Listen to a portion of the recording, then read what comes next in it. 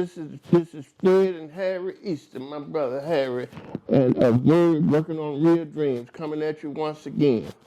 This we want to talk today about a epidemic that's been going on for years, and it's something we know we need to address because this is something we went through personally.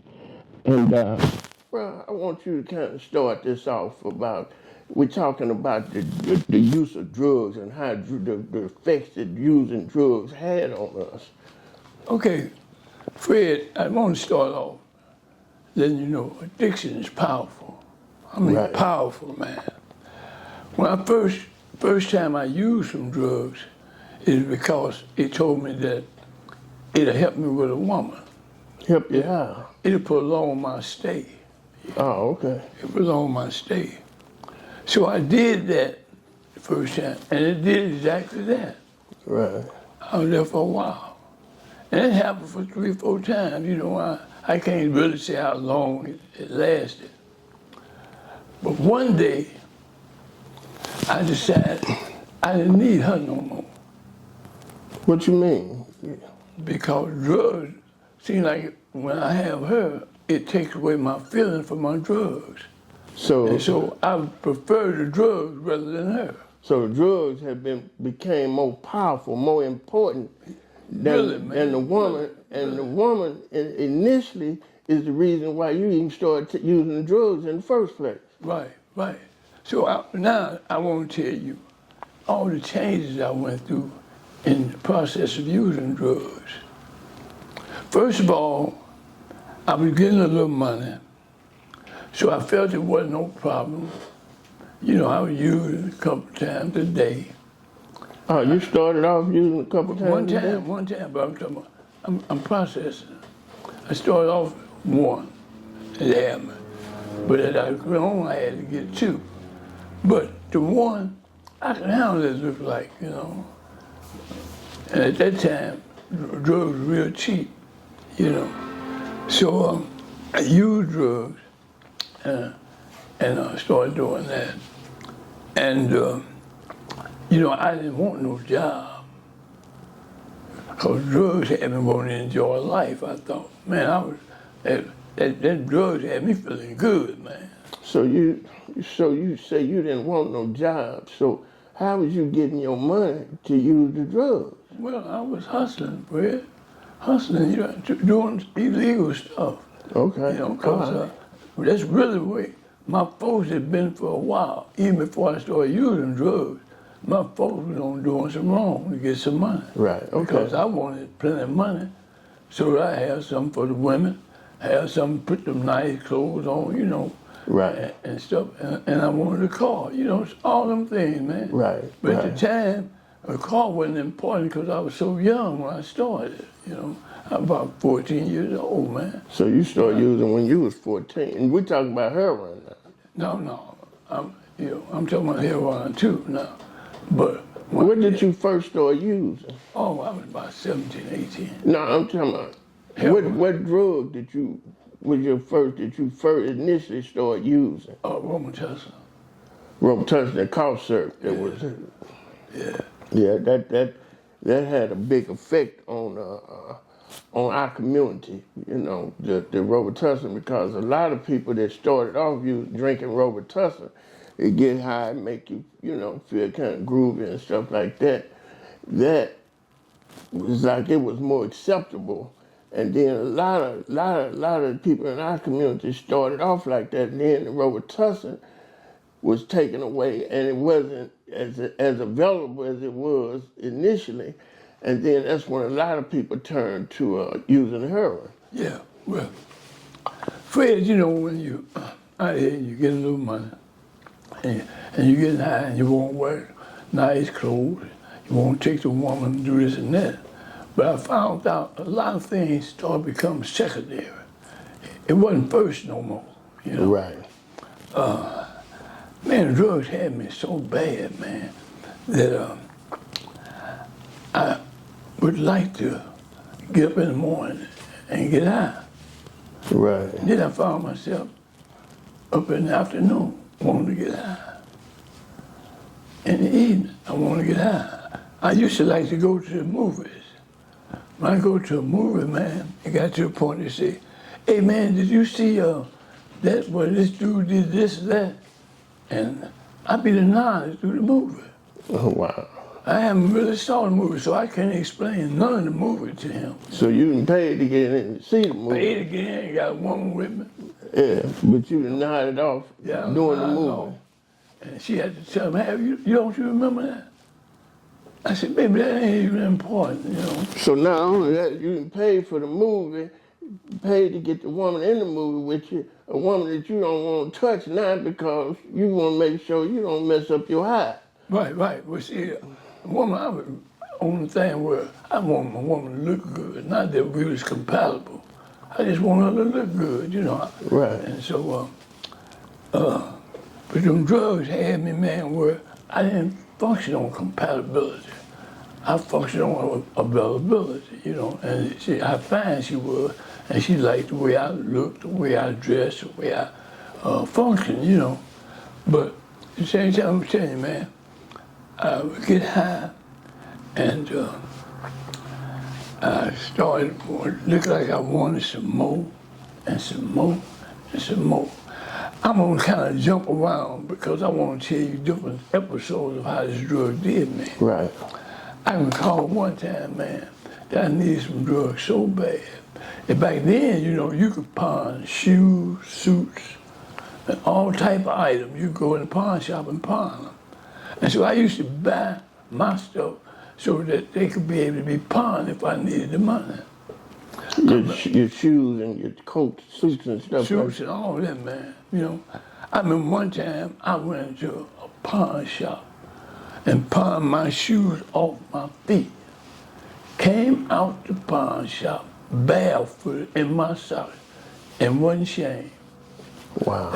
That dope had me, man. You know, that dope take away shame, man. You know. That's like a false god. I'm talking about Fred. It had me where I could sleep in a car and wouldn't feel bad. You know, I mean, and I had myself on living good. You know, I wanted to be accepted, say, boy, Harry doing that thing. Right. You know what I mean? But that kind of left me using them drugs, man. You know, I mean, it took my whole being, man. It got to the point where if somebody got in the way of me and that drugs, I would shoot them. You know, That's I some would powerful. take it, That's man. some powerful stuff. You know, Regardless of what the consequences might hey, be. man. And you know what? Drugs had me so bad that I remember a time, man, I done got shot up a couple of times about drugs. And it stopped me from using them. I wanted some more. Wanted some more, man. That's powerful. You know? That's too powerful. Man, drugs had me thinking so crazy that I remember the time. You remember this? When I got shot in the neck.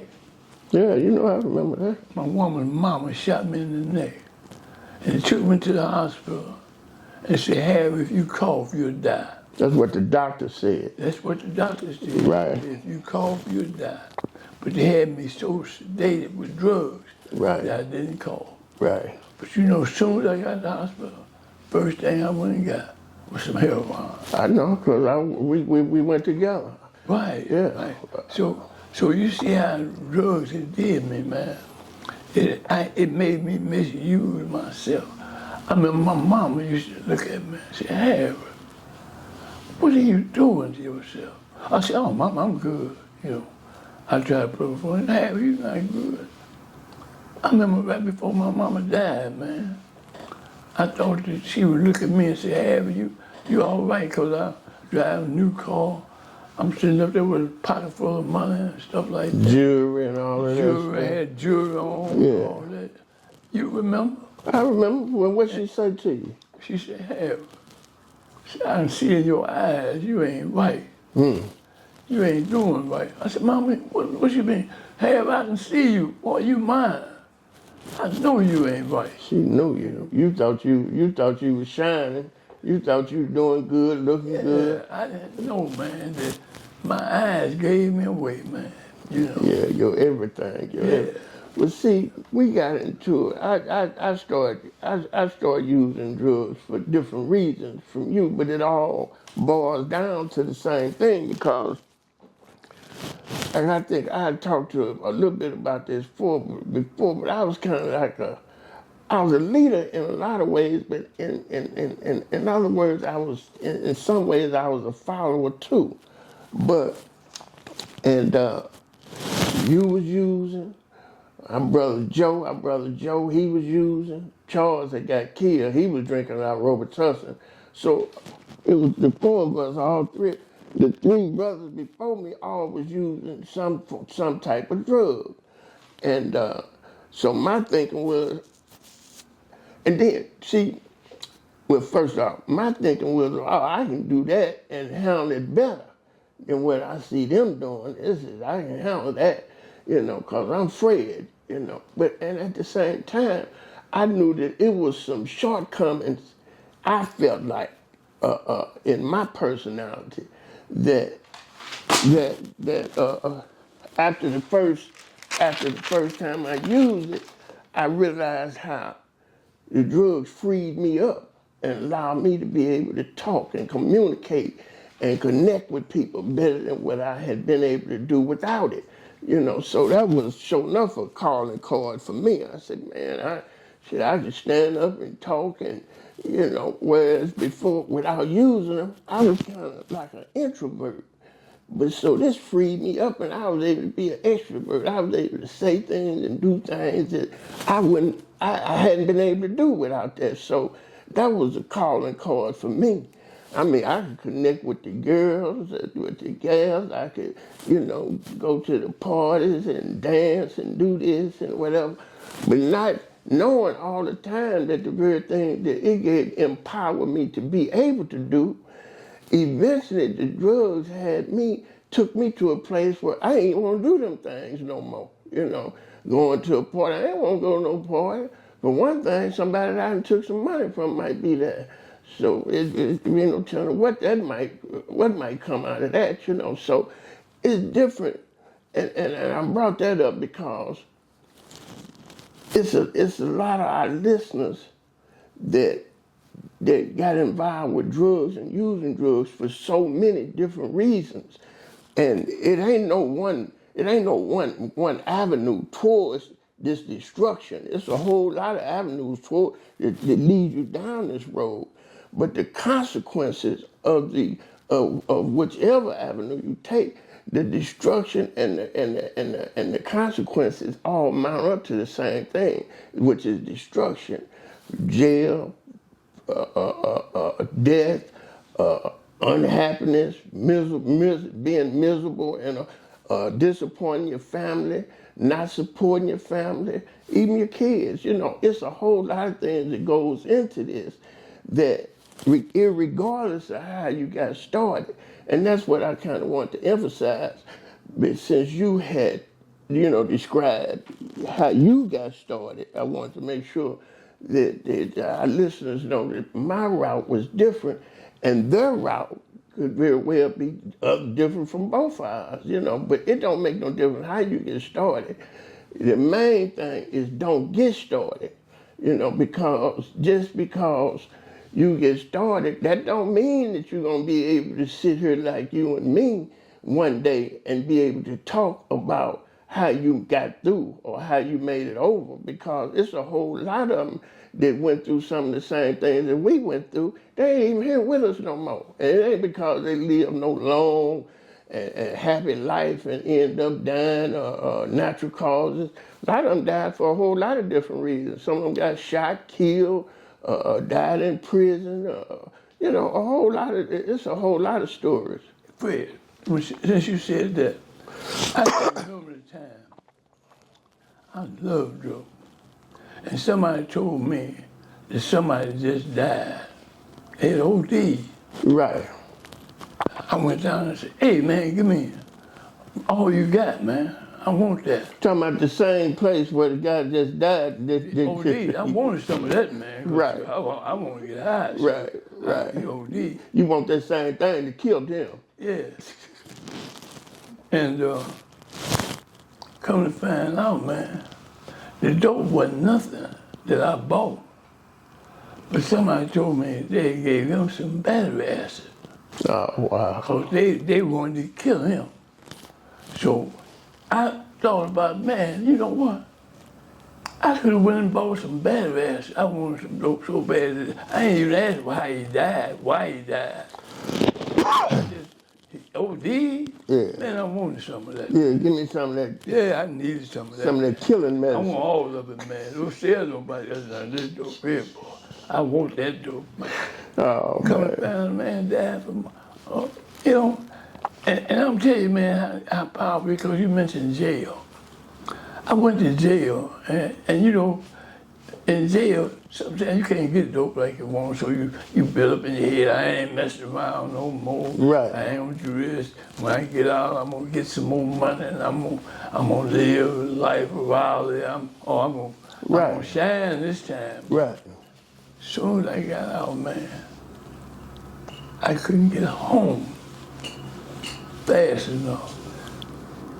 I wanted to get high. I wanted to get high, man. I remember one time I came home free, and some brothers had opened up a clothing store down on Martin Luther King. And I went in there, and they gave me 3 outfits. Yeah, I said, man, you our guy, man. Here's 3 outfits. Well, man, I didn't put them on, man. You know what I ended up doing? Selling them. You sold outfits you Yeah, said they just gave me gave. to put on, man. And you've been clean all this time. You've been locked up. But the But first time, it was just a couple of years, but a long time. I was just a couple years. Yeah, because I did 15 years at one time. Hey, man. Yeah, one day is too much. Oh, But yeah, I realize that Yeah, now, I understand exactly what you said, because I ain't never had no long bits like you did. You know, you had some long stretches. I was what they call a short time. I came in with short time. I ain't never been locked over 2 or 3 years at one time. Right. You know, but I managed to get locked up several times. You know, so Hey, man, I wanted drugs so bad, Fred. I remember the time I was in the penitentiary. And you was there when I was smuggling drugs. talking about up in Pacific. Yeah, Yeah. when I was smuggling drugs. Talking about when you didn't give me none. Go ahead, man, with your story. When I was smuggling drugs into the penitentiary, Right. I thought I was smuggling in to sell it. But boy, I didn't never have no money because I was using. And then I had a couple of guys that they would hang on. They like to get high. And so I had one person keeping the outfit, one person keep this, keep that, you know what I mean? And you had to pay. And when you say outfit, you talking about syringes. Yeah, because you know I was using drugs like that. Right. A lot I of was people in don't know what you're talking about when And you I say had a outfit. real sweet woman that was bringing me the drugs. Right. At that time, you could sit with her and talk. And I wanted drugs so bad that I would grease my booty up. Wow. Grease my booty up, man. And when she come in there with them balloons full of heroin, and the balloons full of heroin was like rubbers that people use on the penis when they do them. Right. Fill them up. Condoms. Yeah. She filled them up. And I would put them up in my booty while we talking. I would sit around looking and put that in my booty, you know. And I remember one time, man, I had been getting away, you know. This one time, man, the guard came over to me and said, Harry, stand up. Put your hand behind your back. This visit been terminated. I said, what? He said, let's go. He put handcuffs on me and took me back. He said, Harry, we're taking you to the hospital. He took me to the hospital, man. And this dude didn't ask me permission to do nothing.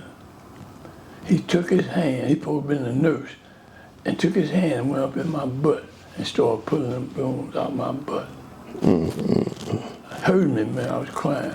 Then they put me in a cell by myself with no toilet. So they said, we might didn't get it all. So in case something else come out, If some kids come out, they won't go around the toilet. they'll get that too. So I guess they had a camera on you while you was in there Yeah, where they they had could camera see. on me. But Fred, I'm telling you this, see, I did all that for dope. You know when I got out, I wanted some more. So, man, I just couldn't stop, Fred. Like you were saying, man, it make you feel like you can talk. You know, one thing, man, I become a boss live boy, they laid me out. Right. Lie somebody out there, money, lie, girl out of this, or Right. some dude. Man, I could talk, man, you know. I had some sweet words to say to somebody. Yeah. I thought I was sharp, man, when it comes to rapping, you know, man. Yeah, because I always did feel like you could connect with somebody, and when they leave you, they be broke and still feeling good. I ain't never seen nothing like it, you know. But that's who you are. But one thing I want to let our listeners to know and understand is that what we share now is for the purpose. It's because we it's so many people seem like they want to highlight different parts of their illegal activities in their life, and we trying to share information that does anything but glorify what we did or what we've been through. Cause this life this ain't nothing to hold your head up about or be proud of. You go through, and one thing that really came to my mind, even when you watch TV sometimes, just like you watch, especially a gangster movie or something like that, or a movie where people is doing wrong and they gangsters, they supposed to be people that's in charge. And when it all comes down to, and they be doing good, they be getting money, and I mean plenty of money, and in control, telling this big what to do, how to do that, and a lot of them be drug users, and some of them the ones that's supposed to be the bosses is using too. But the thing that hit me the most, I don't want to say the most, but one of the things that really touched me was it looked like every time they get busted and go and they take them away to prison or coming out the courtroom, it looked like they always try to shine a light on them, like they holding their head up, going like they on their way to prison, then like this is a badge of honor, you know, I carried my way and I did this. But the very same people, once they get to them prisons, their heads they ain't holding their head up high. They getting dogged out, man, by the guards, by a lot of the inmates, and you know, it's a whole nother world. But this is just some of the things that drugs bring you to, because it ain't nothing but destruction, one way or the other, is coming out of the use of illegal drugs, and it's a horrible, horrible life. And in order for to get through something like that, first of all, you got to be somebody being prayed for you. I know you say all the time, our mama prayed for us, and. It had to be some powerful stuff to enable us to live the life that we live and still be here to talk about it. And not just talking about it, but talking about it for the purpose of helping somebody else, you know. And that really strikes me as something that's so powerful, man, because I had been so low in my use of drugs. Don't get me wrong, I had a lot of good times now. It ain't like everything was just miserable. But I put it like this. You can steal something or take something or do something 1,000 times and get away with it. And you can get caught once and go to prison. And all of them times, all them things you done did and got away with it, you would give every penny of it up to take you back where you didn't have to pay or go to prison for the one time that you got caught. You know, so the odds is against you from the beginning. You ain't gonna keep getting away doing nothing all the time, nothing wrong all the time. So it's just a matter of math in a way that you can't keep doing wrong over and over and over and over again and don't get caught up. But this, see, I'm glad we touched on this message here today, because it's, man, Harry, it's so many different ways to get caught up with this stuff. But it ain't a whole lot of ways to get away from it. But I think the main thing, one of the main things, you have to hit your rock bottom. I know it was for me. And it took me a long time to hit my rock bottom, but not as long as you. I just look at you sometimes and think, how is he still doing this, you know? And But Fred, let's make that the next episode. Because this one we're going to still talk about how to really mess your life up, you know what I mean? Right. I don't want to expound on how I quit right No, now. I wasn't asking for that. But because I remember the time drugs had me so bad. I remember the time I had you with me, and I went in the pool room, went in there and made a dude get in the car with you. He's sitting there with you, and I made him tell me where his drugs was at. And then I went in there with the pistol, left him in the car with you. Man, that drug make you think stupid stuff, man. I didn't remember that like You that. don't remember that? I remember the incident, but I don't remember it the way you just described it. Yeah, we parked on Compton. Right. I was real young. I wasn't no more about 7 or 8 years old. Yeah, and I left him in there with you. No, I don't remember that like that. Oh yeah, I left him. No, the way that happened, I think see, and I was so young, I may not have had a clear understanding of what was going on, but I know I was in the car with you, and we pulled up on him, and you had a knife. I don't even remember no gun. I remember you had a knife, and you grabbed him by the collar. He came up to the car, and you grabbed him by the collar, and you put the knife to his neck, and told his neck, where my money at? You know, and he said, man, I ain't got nothing on me. I got some drugs and stuff. It's in the pool room. And you told me, you said, well, where is it at? You asked him, said, where at in the pool room? And he told me, you told me, he said, Fred, go in there and get that. To tell him. So I went in there to get it, to find it. I never could find it. I searched around and looked, and I never could find it. I came back out, and it was another guy that was out there, and you told him, told him where to look and go get it.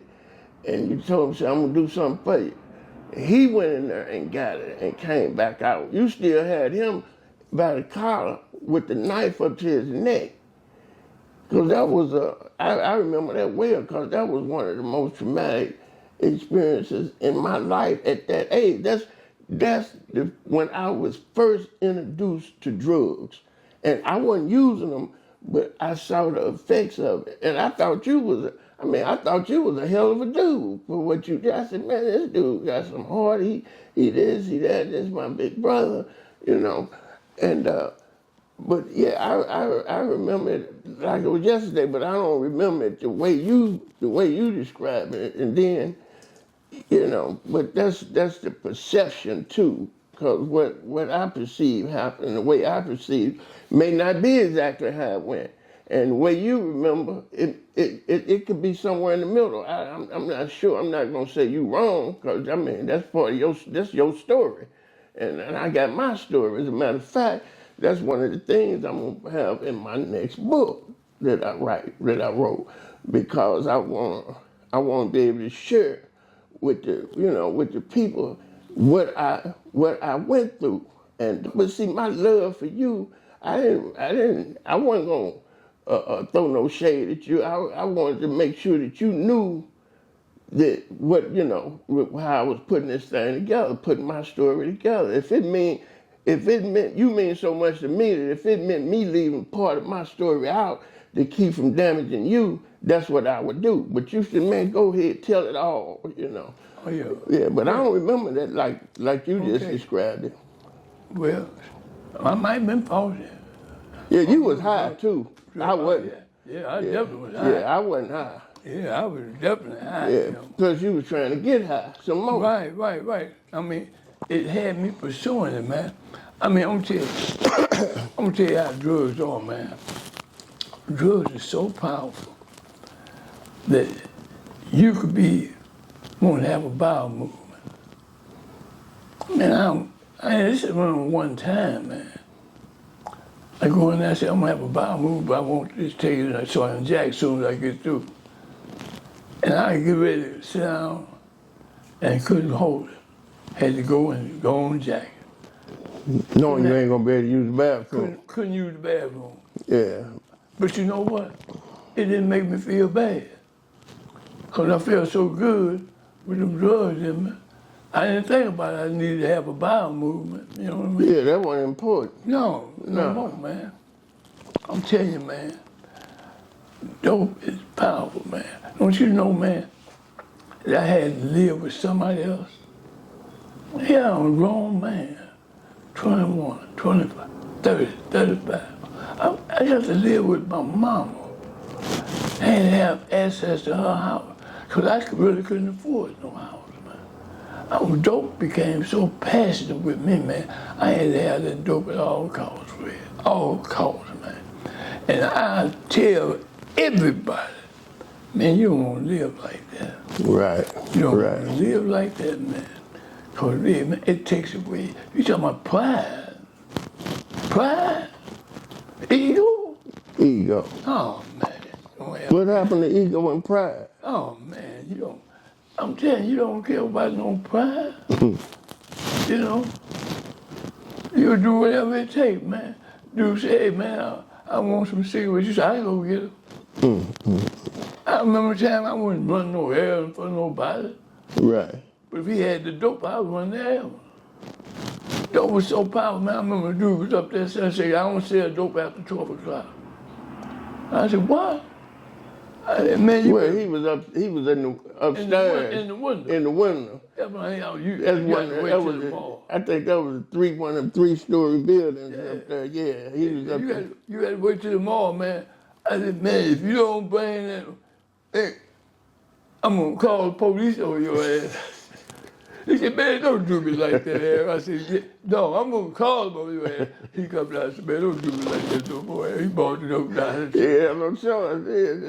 He'll come down and bring you the dope or come kill you. I'm telling you, you'll use any method, man, to get dope. It has you just that messed up mentally, man.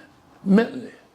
Yo, go on, tell me something, please. Yeah, man, that's I can relate to exactly what you just said. Matter of fact, I remember that incident that you're talking about, and because I came back, I went by there that next day, not that night, because I already knew that I wasn't gonna be able to get none. But they told me, said, man, your brother Harry, he come by here, man. He talking about he gonna call the police if we don't sell him some drugs. And say, then when I took the drugs down there, he didn't even have all the money. I said, man, that ain't my brother you talking about, man. Harry, he ain't did nothing like that, man. But look, I talked to him, man. In fact, I'm going, let me get what I'm trying to get here, and all my money ain't here either, you know. So, but yeah, so, but yeah, I remember that. I remember that well. Now that's the same story. Yeah. But hey, I understand though, man, because we went through and I'm gonna touch back on something that you talked about just a few moments ago when you found out somebody had OD'd. I'm gonna get back. This happened to our brother Joe. Joe ain't with us no more, but he just died a few years ago. But I stopped by mom and dad's house and say, hey, how you doing? She was shaking her head and she was crying. I said, what's wrong?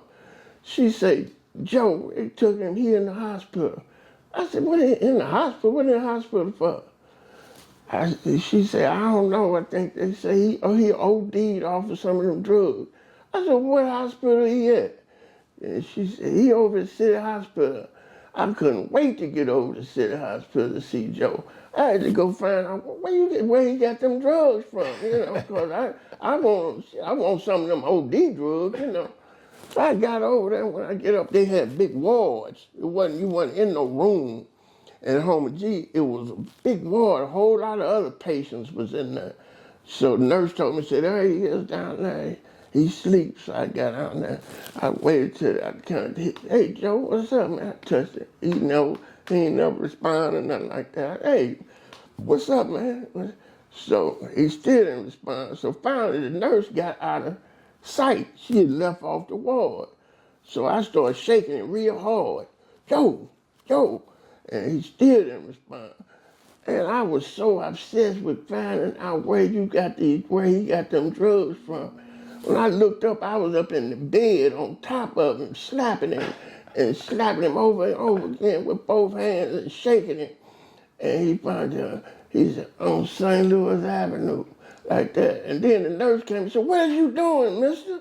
And I said, oh, I thought I had to bring him back. She said, no, you got to get out of here. So I left out of there, but I had already got the information I needed. When I left there thinking St. Louis Avenue. And I went down there and drove up and down the street and all around. I'm trying to find this stuff that's just about killed him. And finally I ran into a dude, I wasn't even, he knew me. I didn't really know him. He said, hey, Fred. It was in my car. He said, hey, Fred, is Joe all right? I said, what you mean? He said, man, he comped from down there, man, and he passed out there to take him to the hospital. I said, well, who had it? Where he get it from? He said, the people right there. I said, take me to him. He took me down there to him. I said, hey, man, yeah, I went in there to get all the money I could get out of my pocket. I said, here, I want that. Give me about 10 of them. They had them, what they call buttons. I think they was $10 a piece. I said, man, give me 10 of them. And it seemed just like the normal thing to do at that time. But years later, after I thought about it, I said, boy, you talking about sick. I damn near slapped him. I damn near slapped Joe unconscious again, trying to make him tell me where he had got this stuff from him that almost had killed him. But look, this, you shared a few things with me that I didn't know about, but that's not uncommon. But the thing is, we want our people, we want our audience, especially you youngsters, to know and understand the effects that these drugs can have on your life. And don't for 1 minute start thinking that it won't get you. It won't have this kind of effect on you. Because ain't none of us no Superman like they have on TV. You jump in the phone booth and come out with a cape on. You can do anything. You can fly. You can do whatever you want to do. It don't work like that. If you mess with this stuff, it's gonna change your life and take you places that you never dreamed of going, and a place that you won't even recognize yourself. And people that know you won't recognize you either. This is just how powerful the drugs is. Oh, yeah. But in closing, is there anything that you want to share before? I just want to say one thing.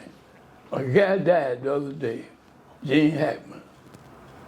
And boy, the first thing, my favorite movie, it's called French Connection. French Connection. Yeah. When he died, man, I thought that was one hell of a movie. I wanted that connect so bad. I didn't know what to do, man. I didn't know what to do. We didn't talk about how drugs will do you, and that's just a small portion of what it will do to you. Right. Because it's about your family and everything.